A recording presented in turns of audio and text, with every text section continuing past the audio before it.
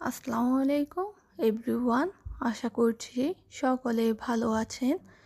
আজকে তৈরি করে দেখাবো কদবেল মাখা। অনেকেই অনেকভাবে মেখে থাকেন। এভাবে একবার খেলে বারবার খেতে ইচ্ছে করবে। আমি এখানে কদবেল নিয়েছি। কদবেলগুলো ভেঙে নিয়ে একটা চামচের সাহায্যে ছাড়িয়ে নিয়েছি। অনেক সময় কদবেলের ভেতরে পচা থাকে, তাই নেওয়ার সময় একটু দেখে নেবেন। কদবেল থেকে একটা চামচের সাহায্যে ছাড়িয়ে নিয়েছি খুব সহজভাবে। কদবেলটা একটু ছেঁচে নিয়েছি।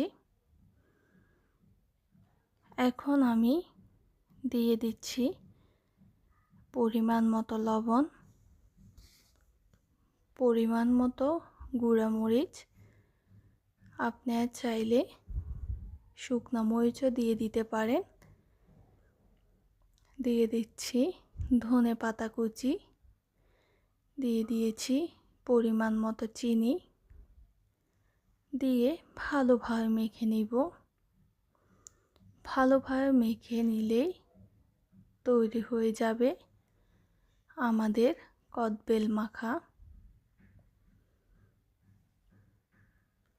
এই কদবেল মাখাটা অনেকেই অনেকভাবে করে থাকেন।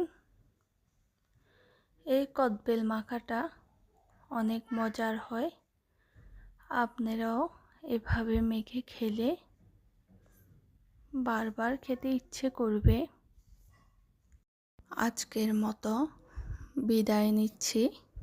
সবাই ভালো থাকবেন, সুস্থ থাকবেন। আল্লাহ হাফেজ।